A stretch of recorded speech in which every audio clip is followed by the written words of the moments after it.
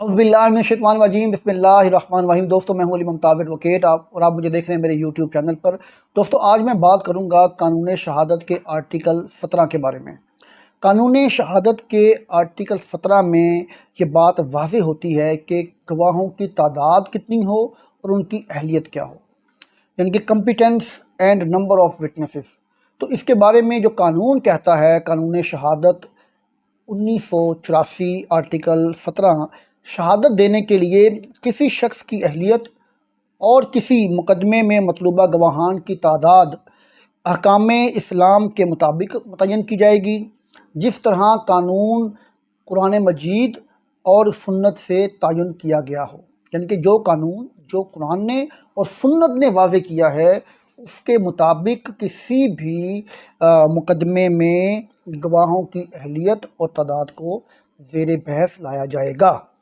तो यहाँ पर दो चीज़ें सामने आती हैं कि तावक्त ये नफाज़ हदूद से मुतल्लिक किसी कानून या किसी दीगर खसूसी कानून में बसूरत दीगर करार ना दिया गया हो, यानी कि इसके अलावा कोई दूसरा कानून, कोई दूसरी बात या कोई खसूसी कानून इसमें नाफिजुल अमल ना हो। तो यहाँ पर मैं बता दूँ आपको कि दोस्तों, कानून कहता है कि दो मर्दों की गवाही ज़रूरी है।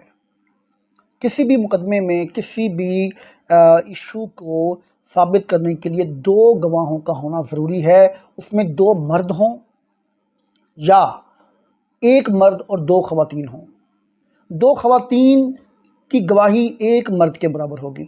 तो यहाँ पर मैं बता दूं कि अगर ज़रूरी हो, जब ख़वातीन को दो ख़वातीन इसलिए कहा गया है, इसलिए लाया गया है कानून की नज़र में और शरई तौर पर, कि जब औरतों से दो औरतों से गवाही ली जाएगी ताकि एक अगर ज़रूरी हो तो दूसरी को वो याद करा दे, वो दूसरी को याद दहानी करा दे कि भाई उस वक़्त इस तरह नहीं बल्कि इस तरह से हुआ था, वाक़या बयान करने में एक दूसरे की मदद कर सकें। तो यहाँ पर मैं आपको बता दूं कि रिश्तेदारों की गवाही के बारे में कि रिश्तेदार की चश्मदीद गवाही को बड़ी एहतियात और देखभाल के साथ परखा जाएगा।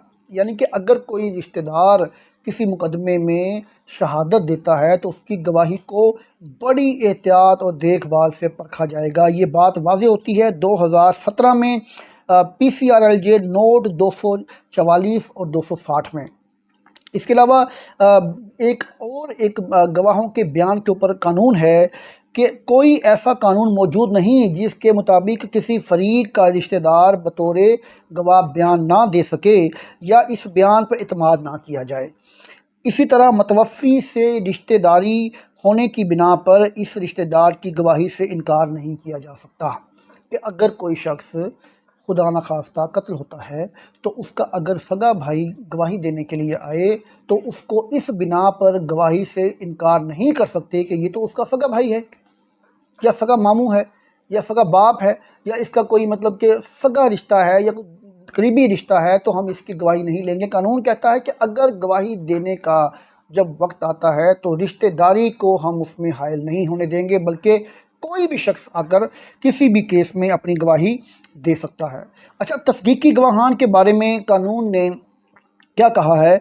यकीनी तौर पर तोहफे को दो गवाहों ने तस्दीक किया था। एक कानून है, एक इंटरप्रिटेशन हुई थी 2017 में, CLC पेज है 1731। उसमें कुछ इस तरह से हुआ कि तस्दीकी गवाहान के बारे में कोर्ट ने इंटरप्रिटेशन की, वाज़े किया कि यकीनी तौर पर तोहफे को दो गवाहान ने तस्दीक किया था। तोहफे के मेमू को उस वक़्त तक इस्तेमाल नहीं किया जा सकता जब तक कि दो गवाहान उससे तस्दीक ना करें।